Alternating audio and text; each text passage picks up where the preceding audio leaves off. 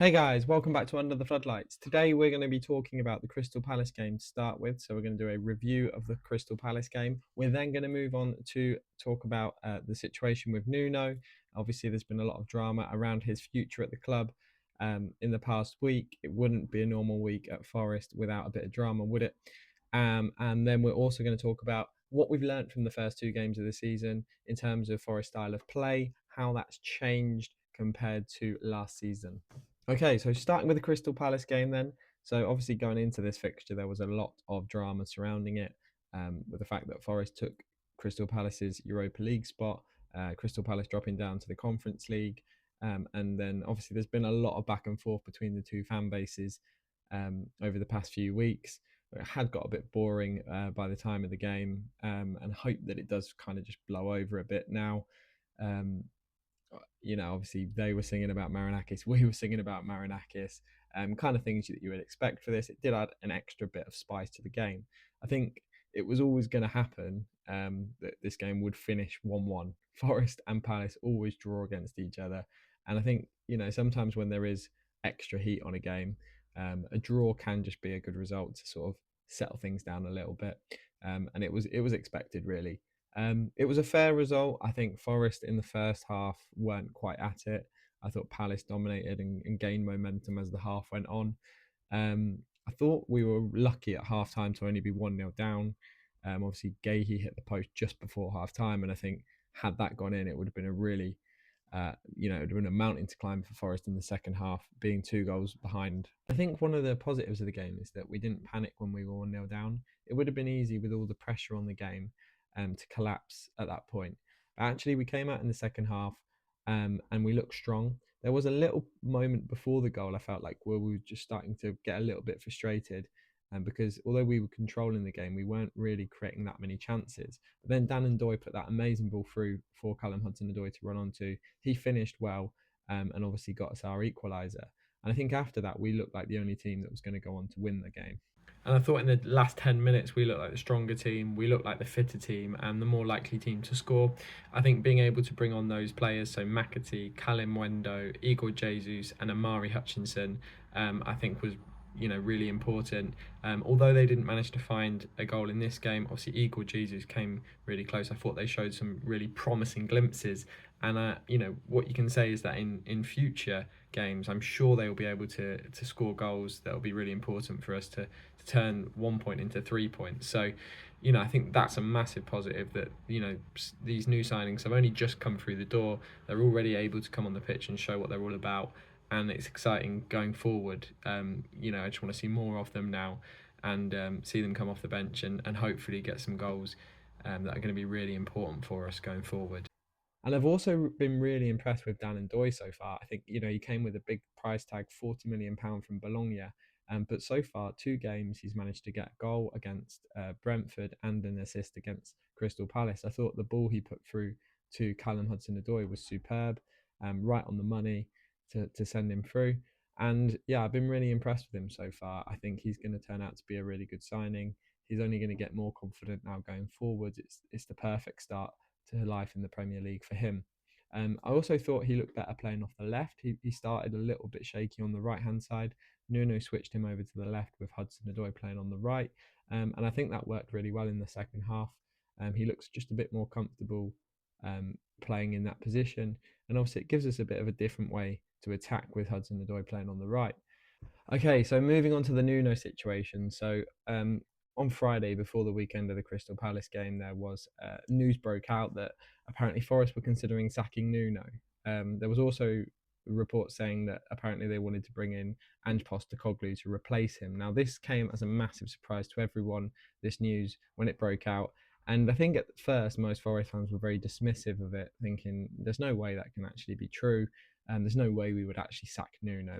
That's crazy talk. But then in the press conference, he then said that his relationship with Marinakis has become more distant, and they're not as close as they used to be last season. Um, since then, we've found out that actually the real breakdown in relationship has been between Nuno and Edu. So obviously Edu's been brought in from Arsenal, and he's been dealing with with most of the transfers by the sounds of it, and a lot of the players that we've brought in have been on Edu's watch. Now, the players that we've brought in, from a fan perspective, look really good. So in a way, it's a little bit surprising to see why Nuno is so annoyed and obviously has had this big problem with Edu. But we don't know what's gone on behind the scenes. Apparently, it's a deeply personal issue. Daniel Taylor reported in the Athletic, between Nuno and Edu. So clearly something's happened, and clearly they've had a big fallout about the transfer situation. What we know is that Nuno did want to bring in a left back and a right back and a goalkeeper, and he wanted signings done earlier on in the transfer window. So he's obviously been a bit miffed about that. That's then caused, a further, breakdown in the relationship. I think he probably feels like he's not got much of a say at Forest in who comes in, and that's probably where the problem lies. So we're really just hoping that they can sort that out between them. Going forward, obviously, we after the game against Palace, his comments were a little bit more promising, saying that we're going to have a chat, basically have a meeting, and try and sort those things out. So hopefully they can iron those problems out. Obviously, it won't be easy if there's been a massive breakdown in that relationship, but for the sake of Forest and for the sake of our season, I think it's really important that Nuno stays as the Nottingham Forest manager, especially if we're considering appointing Ange Postecoglou. I don't think he would suit us at all.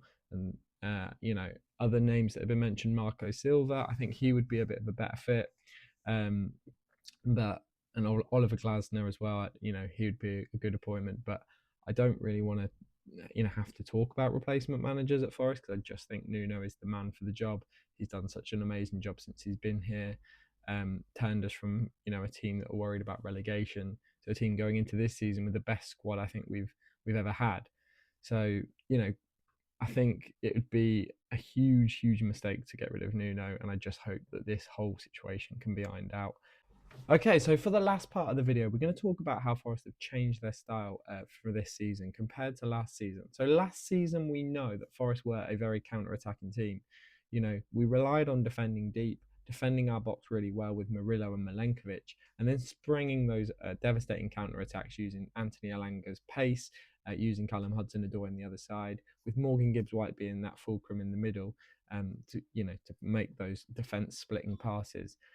Which he did so well so often, and then obviously having Chris Wood in the middle to finish off those chances that we got. So last season we were very reliant on counter-attacking football. We did score some goals that weren't counter-attacks, but if you look at the majority of our games, the majority of games that we did well in, it was through transitional play and hitting teams on the counter.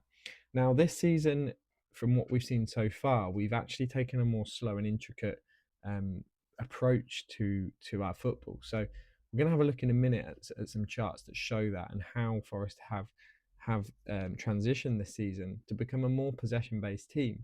Now, obviously, we do have to take into account that we have only played Brentford and Crystal Palace. Now, while Crystal Palace are a good team, they are also a team similar to the way that we set up last year, in that they don't like to have the ball so much. They're more of a out of possession type of team, really good in their shape, but when they get the ball, they can hurt you. So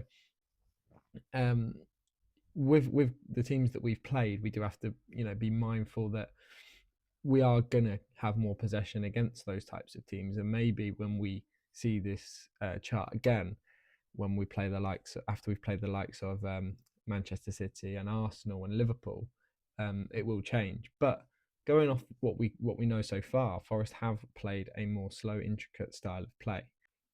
So if we have a look at the chart here, we can see that Forest last season were a fast and direct team. We were the fastest and the most direct team in the Premier League, according to this chart. And it just shows how reliant we were on that counter-attacking style. We had the fewest number of passes per sequence, compared to the likes of obviously City, Chelsea, Southampton, who weren't very good, who were obviously much more slower and intricate in their build-up. Okay, so looking at the chart from this season, we can see a deliberate attempt from Nuno to change the style of play and the way that Forest approach games this season. So we're now in that quadrant of teams who favour slow and intricate build-up play, which is obviously a massive change from last season. So we're averaging over 6.5 passes per sequence compared to just over 2 passes per sequence that we averaged last season, which obviously a massive change. Now, while slow and intricate build-up play doesn't always correlate with success, as we saw with Southampton, the fact that we've played well and created so many chances against Brentford and scored 3 goals, I think shows that we can play that well successfully. I think that's really exciting. I think when you take into consideration the new signings as well, and the fact that they've still got to integrate into the team, and particularly Douglas Luiz, I think he could be really, really important for us playing this style of play. I think he can give us that extra bit of class in the midfield. His ability on the ball to be able to spray passes, to be able to find players in space, I think is going to be really important for us going forward. I think Sangare is someone who you can't really drop at the minute because of how well he's played over the first couple of games. But Douglas Luiz, I think, will make his way into that side, and I think will have a big effect on the team. I think when you think about this change in our style, and you look at the players that we've signed, it really kind of makes sense. And I think there's a clear strategy at Forest this season, which is why it's so frustrating that there's been all this drama around Nuno leaving, because had that not been the case, we'd be just be talking about pure positives. So hopefully that can all get ironed out, because the way that we've changed our style of play this season, and how well we've done it over the first 2 games, I think it really bodes well. And I think going forward, Forest fans should be really optimistic. I think the only thing that can really put a spanner in the works is if obviously Nuno ends up leaving, which would be a disaster. So all we can do is hope that that doesn't happen. We've got West Ham obviously in our next game, and I think we've got a good chance of winning against them if you take their first couple of games into consideration. They have been truly awful. This will all come back to bite me obviously when we end up losing, but no, I really do think again we should be able to control that game. Hopefully we now get to see some more of these new signings, and it'd be really great to see at least one of them get a goal return, whether that be an assist or a goal. I'd love to see one of them get on that score sheet. Okay, thanks for watching, guys. Obviously today we've done a bit of a deep dive into Forest. So any Forest fans who are watching, let me know down in the comments what you think about the current situation with Nuno. Whether you agree with me that this style of play is going to be a positive thing for Forest this season, or do you think otherwise? Let me know down in the comments. And also, if you have any ideas for future videos, anything you'd like me to see me make content on, that'd be really appreciated. Obviously, new ideas are always welcome. But yeah, anyway, see you guys. Thanks for watching.